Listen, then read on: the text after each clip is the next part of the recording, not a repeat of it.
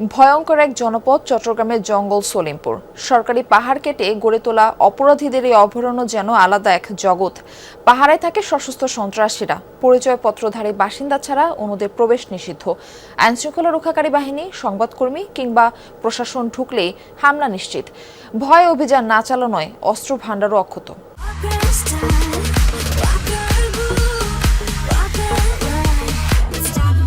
চট্টগ্রাম শহরের উপকণ্ঠে ৩,১০০ একর জায়গা জুড়ে জঙ্গল সলিমপুরের অবস্থান।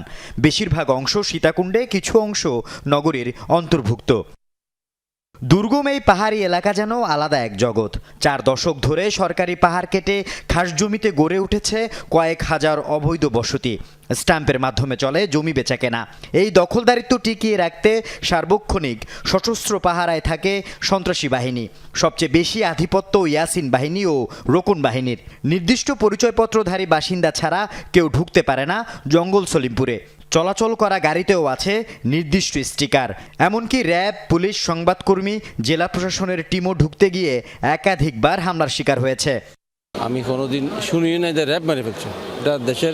এটা আমাদের জন্য খুব অশনীয় সংকেত। গ্যাং লিডাররা আছে যারা এইসব জায়গা দখল করে বিভিন্ন মানুষের কাছে দখল হস্তান্তর করে। সীতাকুণ্ডে একটা আলাদা রাষ্ট্র কায়েম করেছে সন্ত্রাসীরা, এটা থাকা উচিত না। সন্ত্রাসীরা এটা জঙ্গল সলিমপুরকে একটা আলাদা রাষ্ট্র বানিয়ে ফেলছে, যেটা সরকার থেকে মুক্ত করা দরকার।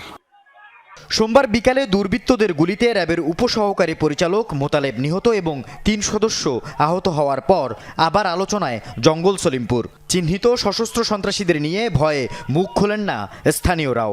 আমি কেন স্থানীয় নয় তো, স্থানীয় যারা আছে এর কাছে বলেন না, এরা কইতে পারবো। এটা আমি শুনি নাই, তবে আমি বাসায় ছিলাম না, এখন সকালে আছি, এটা শুনি নাই। গোলাগুলি সম্বন্ধে জানি না। অনেক বড় ধরে যারা সন্ত্রাসী বর্তমান আছে তারা নিয়ে মেয়েদেরকে রেপ করে। 2024 সালের 5 আগস্ট পট পরিবর্তনের পর জঙ্গল সলিমপুরের নিয়ন্ত্রণ নিয়ে রক্তক্ষয়ী সংঘাত হয়েছে একাধিকবার। সন্ত্রাসীদের অভয়ারণ্য এবং বিশাল অস্ত্র ভাণ্ডারের কথা সবাই জানে। প্রতিবার আক্রান্ত হওয়ার পর হুঙ্কারও দেয় আইনশৃঙ্খলা রক্ষাকারী বাহিনী। কিন্তু নিরাপত্তা শঙ্কার কারণে শেষ পর্যন্ত চালানো হয় না সমন্বিত কোনো অভিযান। এই হত্যাকাণ্ড, র্যাবের উপর আক্রমণ, এই ঘটনার সঙ্গে জড়িত যারাই পাওয়া যাবে তাদেরকে আমরা আইনের আওতায় নিয়ে আসব। পরিকল্পনা করে, থ্রেট অ্যানালাইসিস করে এবং আরও বেশি সংখ্যক জনবল নিয়ে সেখানে অভিযান করলে মনে হয় যে এই ধরনের ঝামেলা থেকে পার পাওয়া যাবে।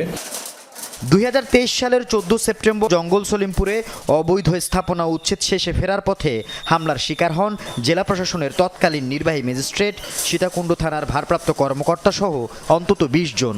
2022 সালের 4 ফেব্রুয়ারিও র্যাবের সঙ্গে বন্দুকযুদ্ধ হয় সন্ত্রাসীদের। একই বছরের 2 আগস্ট উচ্ছেদ অভিযানে গিয়ে আক্রান্ত হয় জেলা প্রশাসনের টিম। 2022 সালের 8 সেপ্টেম্বর আলীনগরে পুলিশের উপর হামলা চালায় সন্ত্রাসীরা। এসব ঘটনার পর সরকারি জমি উদ্ধার অভিযানও বন্ধ। আল আমিন শিকদার, যমুনা নিউজ, চট্টগ্রাম।